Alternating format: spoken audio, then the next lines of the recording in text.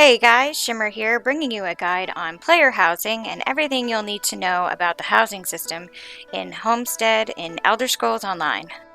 In this guide, I'll be covering houses, where to find them, how to get them, and prerequisites, capacity limits and costs, decorations and where to find them, furniture crafting, setting permissions, and the housing editor. I've organized them below in the About section with time links, so if you want to skip over some parts, you can. Just click the Show More button below. So let's first talk about the houses themselves and how to get them. Before you can do anything in Homestead, you're first going to need to complete the quest, A Friend in Need. So open up your Crown Store and navigate to a Friend in Need housing brochure. This will start you off on the quest. It'll either send you to Daggerfall in Glenumbra, Ebonheart in Stonefalls, or Volkagard in Oridon, depending on your faction. I've already completed a guide for this quest, so if you click on the exclamation point in the upper right hand corner, the top of the list, you'll see a link to the guide that takes you through that quest. After completing the quest, you'll be handed over the keys to your very first piece of Tamriel. You'll get your very own free inn room. Now, this room is small. You can purchase the other 2 inn rooms if you'd like for 3,000 gold each. In addition to the inn room, there are also going to be 3 apartment homes, 10 small homes, 10 medium homes, 10 large homes, and 3 manors. There are also going to be 2 Crown Store exclusives that have not been released yet. Completing the quest, A Friend in Need, is a prerequisite to purchasing any of these homes. To view the other homes that are available to you, you'll go to your Collections menu and click on the Housing button. This is going to list all the homes that are available.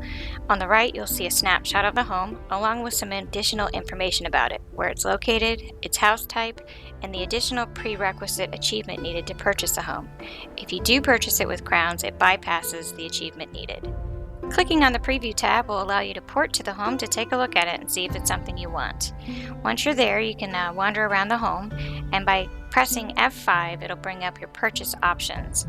This is where it's going to show you the name of the house type, and the cost in gold and the cost in crowns. Again, it's going to show you that prerequisite achievement needed, and you can flip between unfurnished and furnished. And this is going to show you the cost of the furnished option. You can preview what it looks like if it's furnished. The size of the home that you decide to purchase will determine the amount of items that you can place in your home, as well as the number of visitors that can come and visit you. If you have an ESO Plus membership, this item limit will double. The small apartment homes will have an item limit of 100 if you're subbed, trophy limit of 2, special item limit of 2, and a player visitor max at 6. The cost for the apartments is 11,000 to 13,000 gold. The crown cost is 600 to 660 crowns unfurnished, or at 800 crowns furnished. The small homes will have an item limit of 200 if you're subbed, trophy item limit of 10, special item limit of 4, and a player limit of 6. The cost for the small homes is going to be 40,000 to 73,000 gold. The crown cost 2,100 to 2,600 crowns unfurnished, or 2,600 to 3,300 crowns furnished.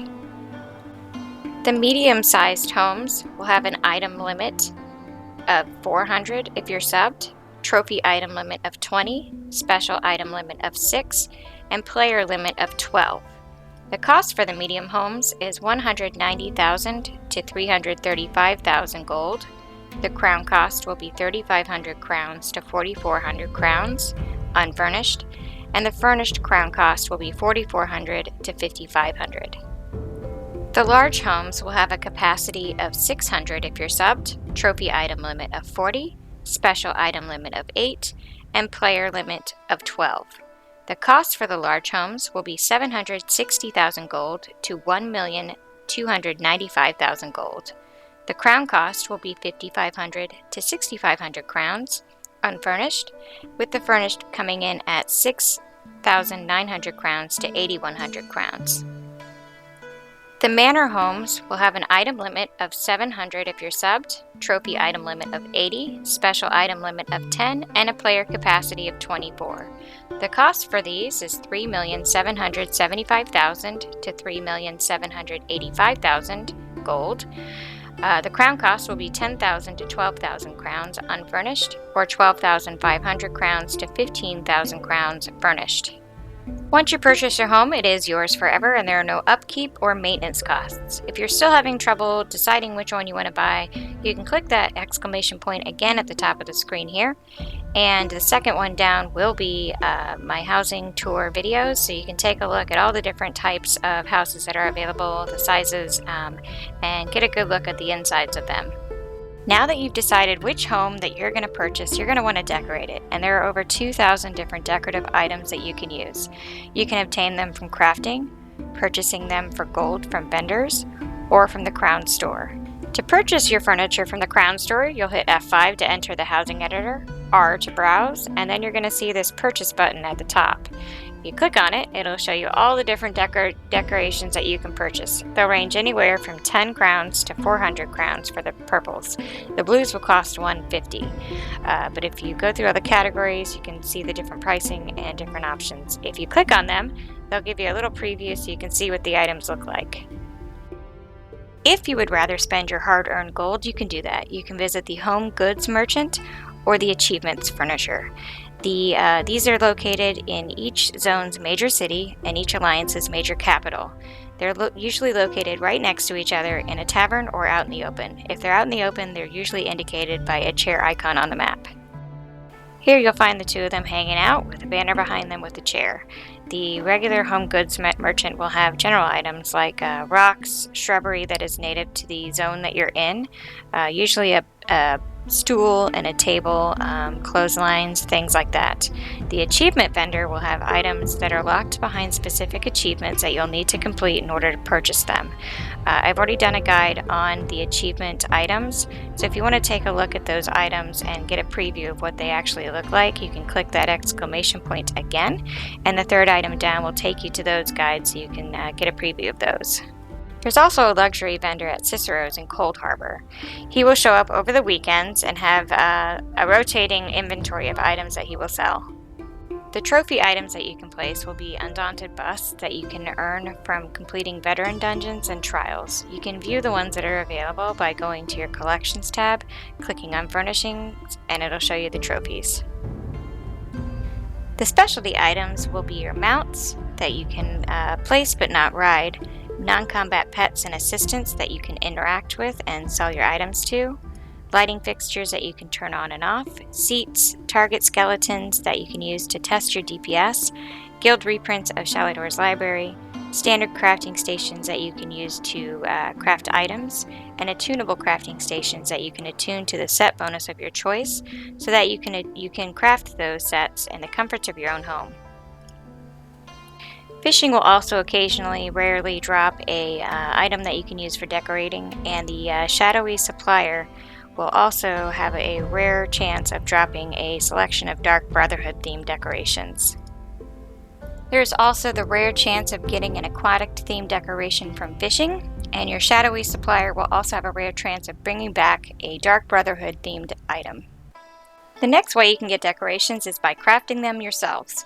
To craft furniture, you'll need to first obtain a specific furnishing plan, and they can be found in containers across the world, purchased from certain merchants, dropped from monsters, or obtained from pickpocketing. You're going to use new types of materials. Woodworkers will use heartwood, blacksmiths will use regulus, clothiers will use bast or clean pelts, alchemy will use alchemical resin, enchanting will use mundane runes, and provisioning will use decorative wax.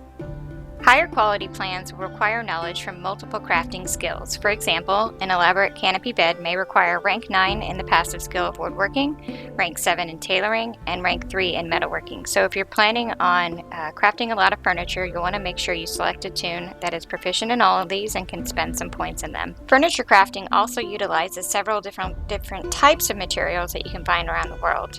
You do not need to know the motif of a race to learn or craft their furnishing plans. Rosins, tempers, and tannins are often needed for green quality and higher.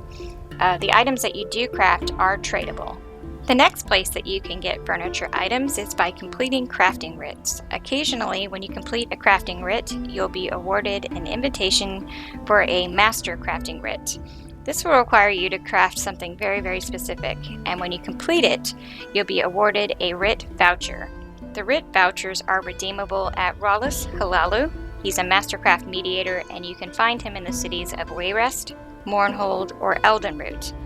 The things that he has are crafting stations, the attunable crafting stations, the plans to craft additional items, ebony motif chapters, book and style items, the target skeleton and robust target skeleton plans, and a curious parcel that will contain plans for rare furnishing.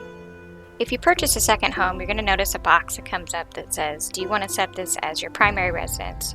When you set a house as a primary residence, this indicates which home that guild members can fast travel to, or that your friends can travel to. If you notice here, I've selected a random guild member and he has visit primary residence. He did this by setting his primary residence and adding our guild to his visitor list. To set permissions, you'll need to press F5 to enter editor mode, click R to browse, and then you're going to notice these tabs across the top. The first will be place, second the store, and then the last one is settings. And this is where you can edit your settings. This is where you can make your primary residence. And this sets your status. You can set it to visitor or decorator. I've set my residence as visitor so people can visit my house. This is where you can add players to your visitor section. You can add individually here. You press R and type in their name, and you can set them as a visitor or decorator here individually. Clicking on this one will give you the guild permissions, and pressing R will open up another box where you can type in a guild name, and this will allow all guild members to fast travel to your home and visit. You can also ban people by adding them individually to the ban list. Now let's get into decorating and using the housing editor. You'll press F5 to enter the housing editor and R to browse. This will take you to your list of items that you have in your inventory. I'm going to collect the assistant here, and we'll place her. So I placed her here. Pressing 1 turns her that way. 2 turns her the opposite direction. 3 will flip her forward. 4 flips her back. 5 will turn her to one side. And 6 to the other direction. Right-clicking will align her with the floor. If you hit F, you can enter cursor mode. This lets you manipulate the little lines that you see on the screen. The red one goes to the left and right, green front to back, and the blue one, which is a little tricky to click on sometimes, flips her to the left and right that way. You hit F to exit the cursor mode, and I aligned her again. Now surface drag is off. I'm going to turn surface drag on, and you'll notice she will hug the walls. If I press up against the walls, she's just going to stay on the inside except the ceiling. But the floor and the walls, she hugs the walls and doesn't go through it. If I turn surface drag off, you'll notice she's going through the walls and through the floor. So I've turned surface drag on and aligned her. And I'm going to turn surface drag off again and show you when the surface drag is off, you can use your mouse wheel and scroll it up and down to pull her towards or further away from you. Pressing Z from any location in your home will return you to the door. If you have a massive amount of items in your home, or you can't find something that you placed, you can always go to the Retrieve tab in the Housing Editor. Clicking on this candlestick, for instance, I can see where it's located and its approximate distance, or hit R to put it away. That removes it from the house and places it in my inventory. And that's it. Thanks for watching, guys. I hope you enjoyed it, and happy house hunting and happy decorating. Don't forget to drop a like and a sub if it helped you, and have a good night. If you want to check out some cool things that you can do with the housing system and the editor itself, check out these 2 videos of houses that I made completely with housing decorations.